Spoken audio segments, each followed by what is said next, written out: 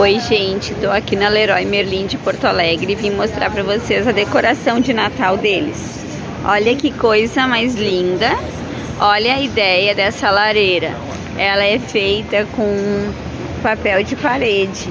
Olha que lindo pra vocês fazerem aí na casa de vocês, ó. É só revestir e decorar. Gostaram da ideia?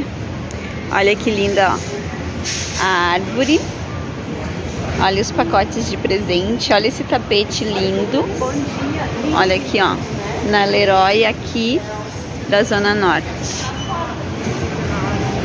Vou dar uma passeadinha ali no corredor com vocês para vocês olharem tudo que eles têm de Natal. Olha só. Podem vir aqui olhar que tá tudo muito lindo.